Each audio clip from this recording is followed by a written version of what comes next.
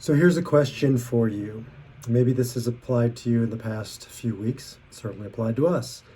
Amazon boxes showing up at your house all day, every day. And if not Amazon, then you have a long laundry list of presents to get. This one wants this and this one wants that. And did I forget so and so? And so many details that can weigh down, bog down these holidays, turning them into something far less than what they could be and what they should be because we get so caught up in presents. So welcome to Soul Centered and welcome to the Om Your Power podcast. Soul Centered is a spiritual center for anyone seeking meaning, healing, and spirituality in the afternoon of life. We provide healing and guidance services to anyone seeking to make the shift from a self-centered to a soul-centered life. My name is Ariella Halevi, and I am the co-founder of Soul Centered and your healer in the afternoon of life. And I'm Baruch Halevi B., her husband, and the guide for you through the afternoon of life. And we are soul-centered, and we help people just do that, find their center, which is always your soul. And we're going to be talking about getting back to your center, getting back to your soul and the soul of these holidays, as we'll talk about turning them into holy days, because it's so easy to get away from us. We're calling this episode The Gift of Presence, the other kind of presence, being present, the true spirit, the true soul of these holidays, turning them into holy days. So we think about this idea of holidays in the time of COVID. And I've said before, are we ever going to stop talking about COVID? But COVID is an interesting time, challenging time to find the small gratitudes and gifts in life.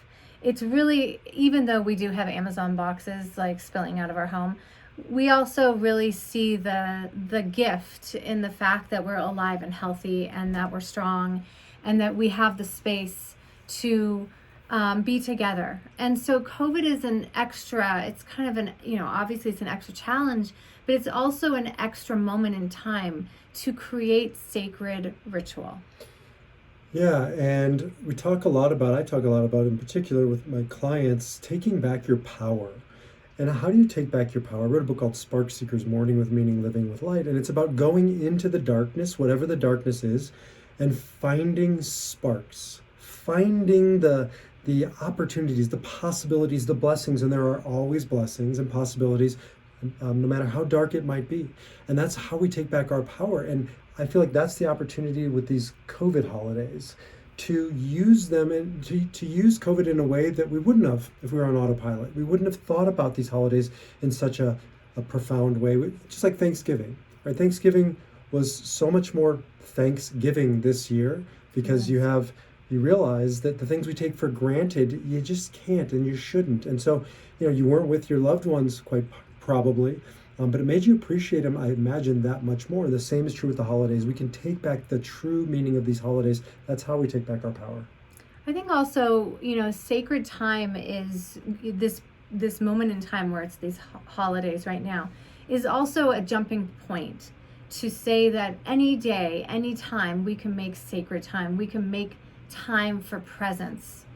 I think about this idea that, really in our fast-paced world, even though we're semi-quarantined, it's still fast-paced, and you have to create a fence. You have to say no to something so that you can say yes to creating presence.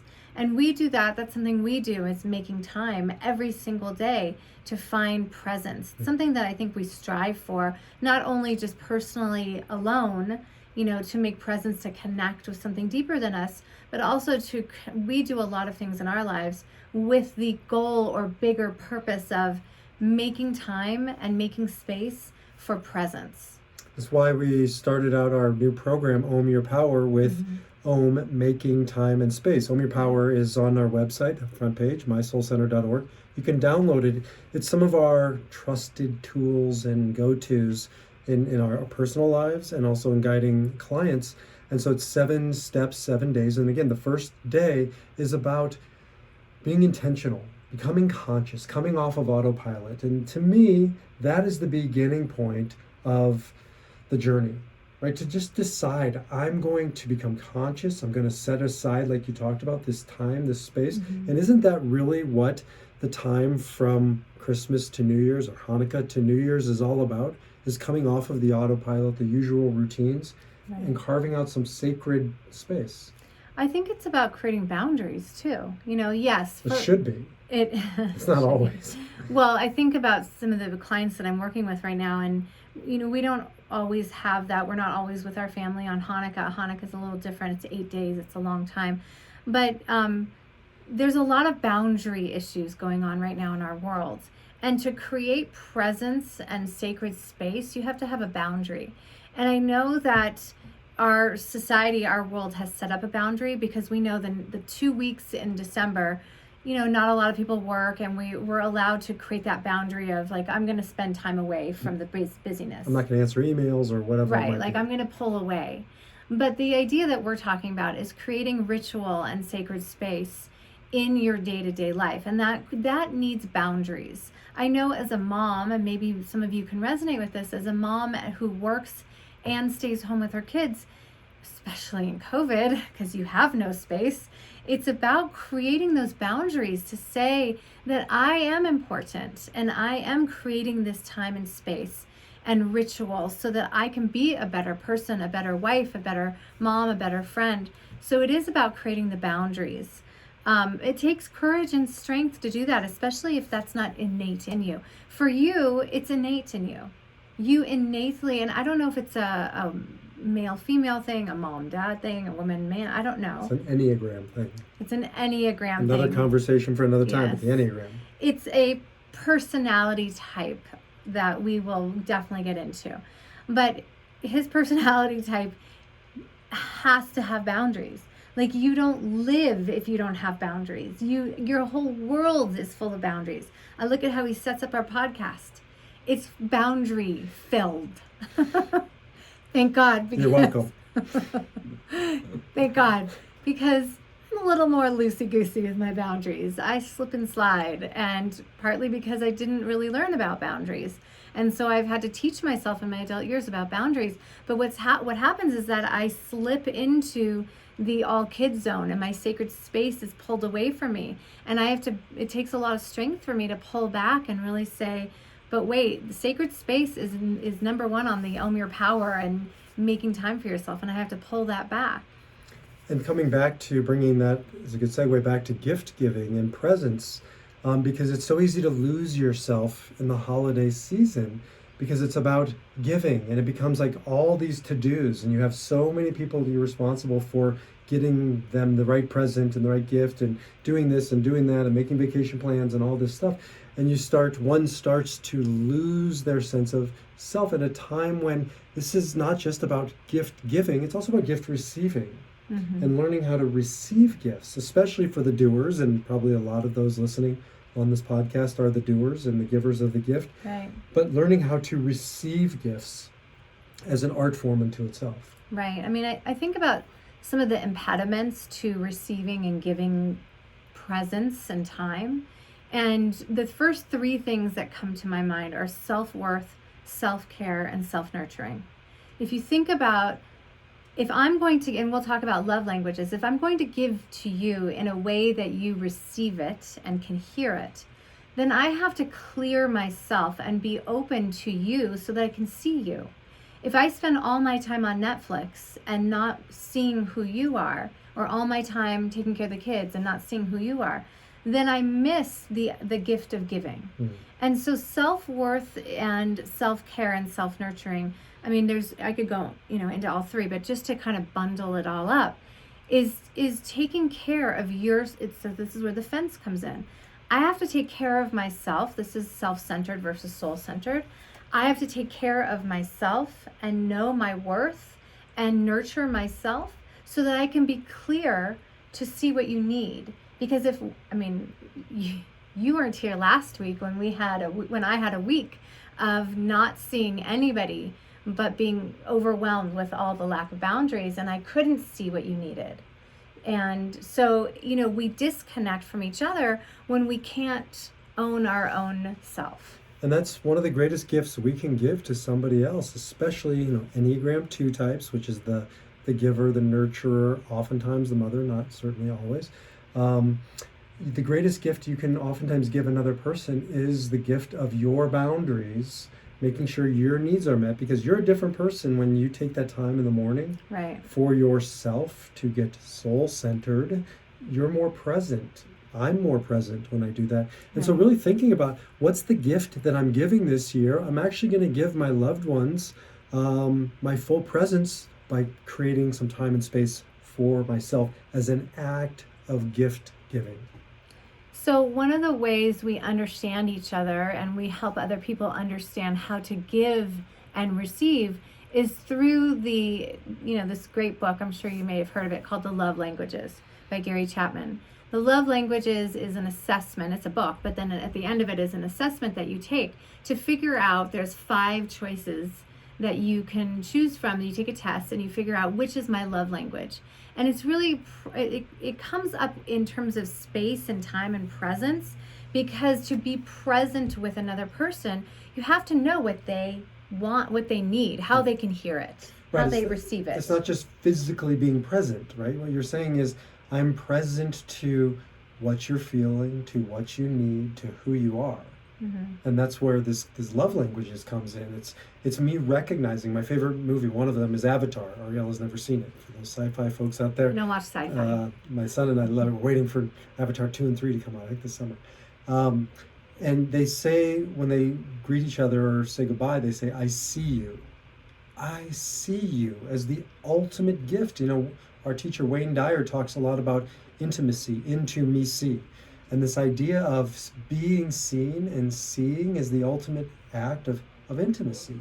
And so seeing what you need, seeing not what I want to give to you, but what you are wanting and able to receive as an Right. act of gift giving. Right.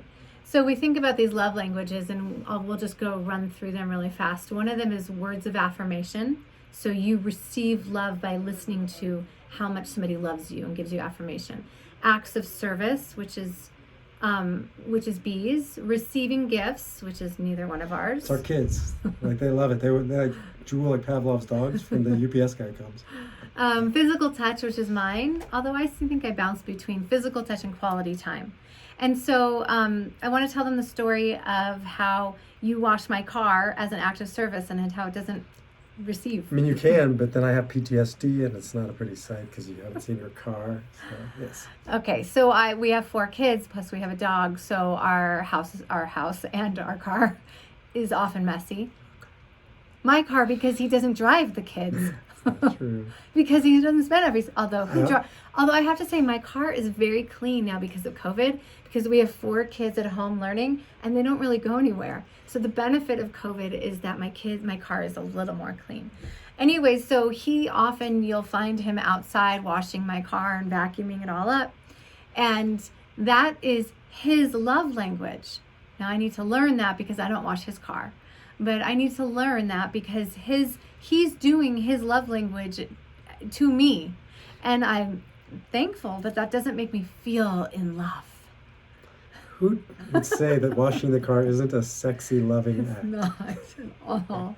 It's just something he needs to do as the dad because he doesn't drive the kids around.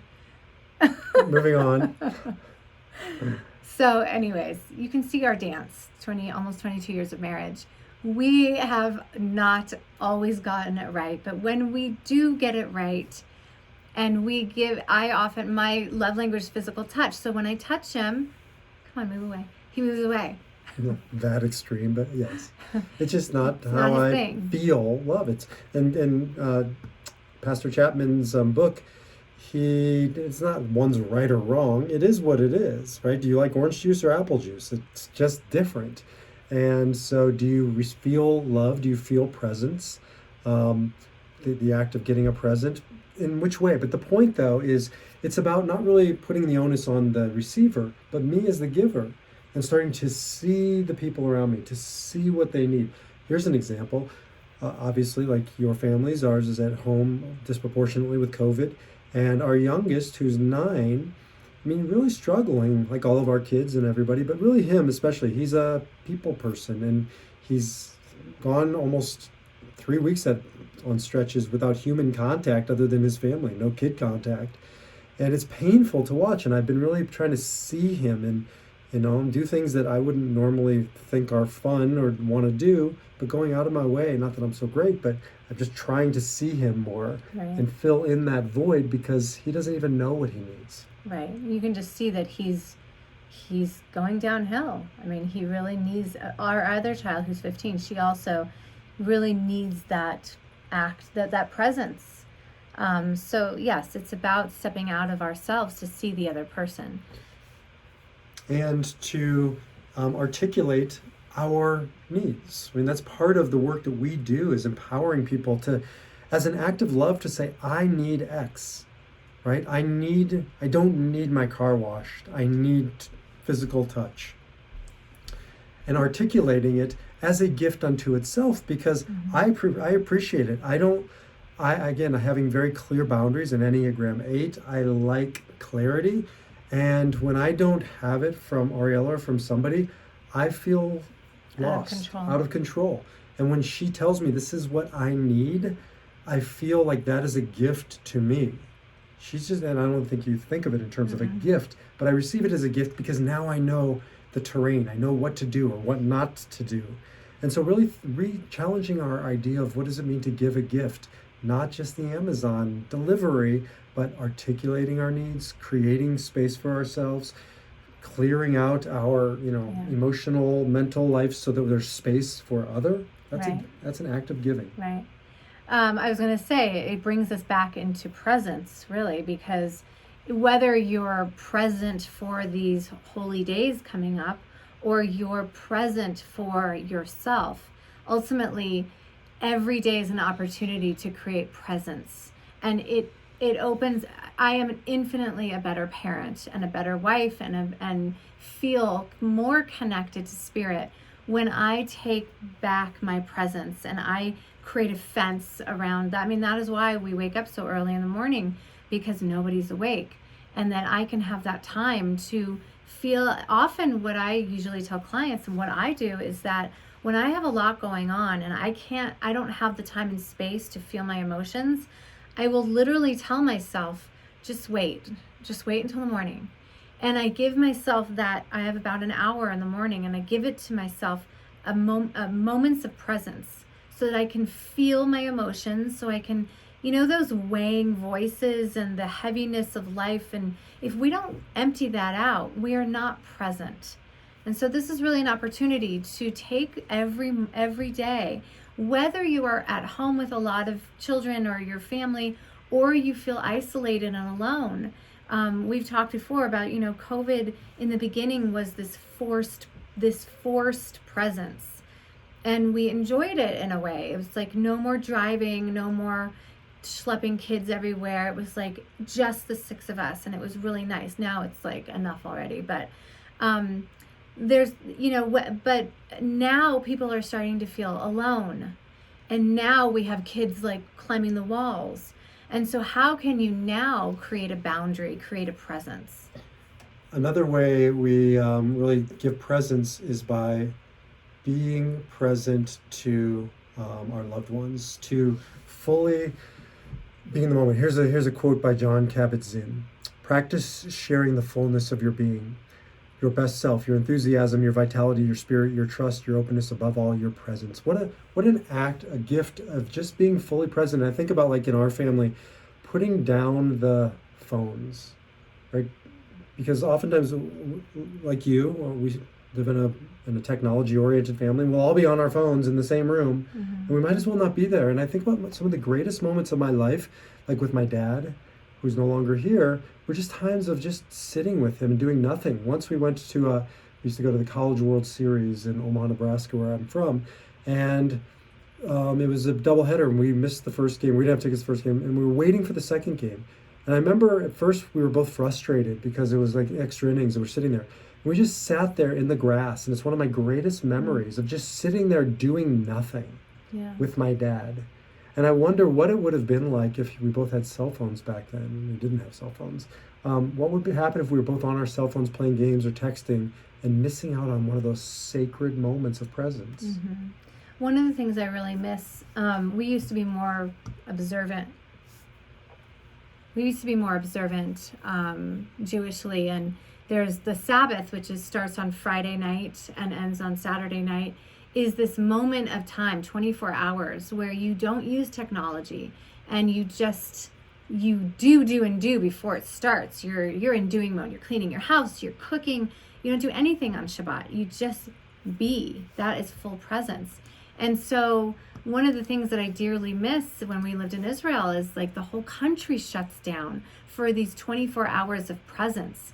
And it's something that we try and recreate in our own family, but we are up against technology. It's very hard. We just bought a trailer, and we bought a trailer because we've always been mountain people. We love camping and hiking, but we're a little too old to camp. And we bought a trailer so that we could create presence, so that we could create moments of time where you get ready and you pack and it's chaos and crazy. But we did this last weekend. We got to where we were going and there was just nothing, right? I mean, it's hard on kids who are used to having a device in their face, and they fight us a lot. And the ultimate act of presence was when we just got into nature and we did nothing. So it's not that you have to go buy an RV, but you can go outside. I don't care what the weather is. It's so important. Creating presence is being outside to clear your head, clear your energy. It like breathes life into you.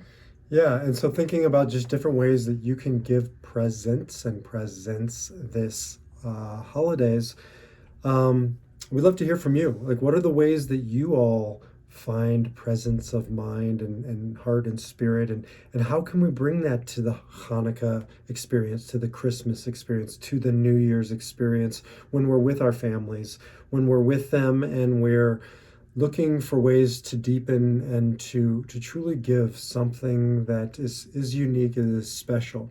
Here's some interesting ideas that I've either been given, gifts that I've been given or that I've given others, and I just went through and found some of them. Ariel has a few to offer. So I was looking for something unique to give to my mom and to Ariela's dad. And we found this great thing called Storyworth. I'm sure there's other versions out there. Maybe you've done it. Storyworth, those two words smushed together. It's relatively inexpensive. And what you do is every week you write a little section, a segment for your book. And so you create your own book. And so we gave it to my mom, and every week she's writing her life's journey, her life's story. And what she shared with me is brought her so much presence. She's present in her week during a time of COVID when, again, you can lose your distinctions and it just kind of becomes all blurry. And she's carving out some time every week to really be present, to think about, who she is and where she's come from and why she's here. What a great gift. And I know your dad has loved it too. Yeah, my dad does genealogy work. So this was kind of right up his alley in terms of telling his story. And what I love about the Storyworth is every week I send out the questions. You can personalize it, make your own questions, or use theirs. And then what I found is there's this little thing inside of it that you can write your father or your mother's memoir, and like write the things that you remember or what the gifts they are to you. Mm-hmm. And then you send it to them. It's an ongoing thing.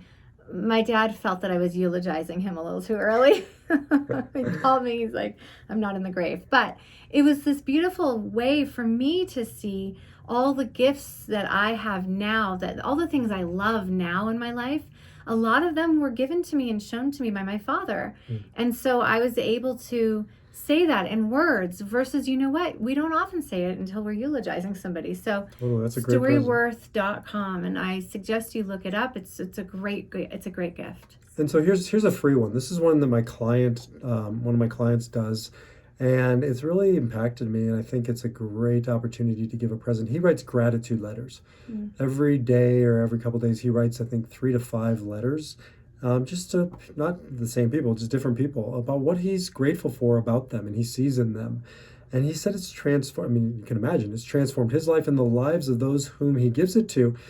Thinking how simple, how relatively cheap, how simple, how easy that is, and how much stuff are we given gifts wise that come and goes, and it's broken and it's forgotten, it's no longer important. What about just writing gratitude letters this holidays for your loved ones, or for people not your loved ones, the mailman or whomever, right? Give them a gratitude letter. Often, and we used to do this when the kids were much younger, but we still do it sometimes Friday night at the table. We'll go around and say what we're grateful for. And it brings this gift of presence, not necessarily, sometimes we'll do on Thanksgiving, what are you grateful for each child? And often, sometimes it ends up in a fight, but and what they're not grateful for. Yeah, and then, I wish you didn't do this, but I'm happy you do this. But can you see we've been around our kids way too often? Okay, so we go into gratitude, like our best and worst, our best part of our day. And that brings amount of presence. So our kids learn to remember to find the high, amongst the low. There's always the high and low. So here's some other ideas for presence, to be present. We did this a couple of years ago. Legacy Box. If you don't know Legacy Box, you just put in there your old videotapes, your old DVDs, whatever it is, and they digitize them. And just to be able to give that to somebody, like old movies and whatever that you haven't watched in a long time, especially, older people, parents, grandparents who are home, who are alone, who are struggling. Really just a simple present that allows people to be present and I don't know, just be seen. Another one is a genogram, a family tree. There's two different types. So my father has done extensive research on his family tree. So we have books, novels of the extensive research and dates and times and everything of a family tree. And I always, my sister and I used to kind of poo-poo it and say, oh, there dad goes again. But my grandmother recently died, and my grandfather, who died about 30 years ago, something came up with them. There was this huge thing, and I was looking through the notebooks of my dad's things to figure out an answer to a question I had, and there it was. And it was just this moment of, I called my dad, and there was this moment of such gratitude that he recorded everything. My mom is gone. She died 2 years ago. And often I find myself wanting to call her and saying, like, how old was I when I lost my first tooth? And so the genogram can be dates and times of actual events and births and deaths and all that, but it can also be an interesting way. I do this with my clients, actually, because I do a lot of ancestry trauma lineage work. And we look at the ruptures and resources that are part of our relationships in our lineage and see how they've all been passed down. So it helps you kind of look at, like, your mom's side and your grandma, your great-grandma, grandparents, and look at the ways they lived. There's a lot of Holocaust survivors, and you look at who you are now compared to, in comparison to what the generations went through before, and how that's all been passed down to you. And it's a way for you to see what needs to be healed and what needs to be continued. Here, a couple more, and then we'll wrap it up. One is the Enneagram, which we'll talk much more about at another time. But it's again a personality character assessment, and I am trained with a company called Integrative Enneagram. And if you go to theirs, it's the premier test. $50 or $100 you can buy for a loved one, and it gives them a very detailed Enneagram report. So, these are just non-traditional ways of seeing people, helping them be seen. The 5 love languages. It's a great online test. It's actually free with our, I think, paid versions. So, just thinking about others and seeing them and giving them things that allow them to be seen, but also that allow them to see themselves a little bit more clearly. Lots and lots of great creative gifts to be given and gifts to receive. But I guess the most important thing is, coming back to our topic, it isn't about presence as in necessarily physical presence. It's about being present and seeing and being seen. Absolutely. So our prayer for all of you and all of us is that during this challenging time, that we can find the gift and discover and open to the gift of presence, of really being there for yourself and really being there for somebody else. And Own Your Power is another good gift, and that's free. And you can get it on our website. And it's, again, 7 days of these basic tools that will really help you find presence, being present in your life, so that you can be more fully there and present for others in their life. So we are excited to offer you this Own Your Power gift, and we are also grateful for your support. And if you enjoyed this podcast, we deeply appreciate it if you would give us a 5-star rating and send it and share it. We want to thank you for joining us today. And if you'd like to continue the relationship, the talk, and communication, you can always join us on our website, www.mysoulcentered.org. You can follow us on social media at MySoulCentered on Facebook, Instagram, Twitter, and LinkedIn. And so we wish you a beautiful season of holiness and spirituality, presence, health, and joy. Namaste. Happy Hanukkah, Merry Christmas, and have a present New Year. Talk to you soon. Namaste.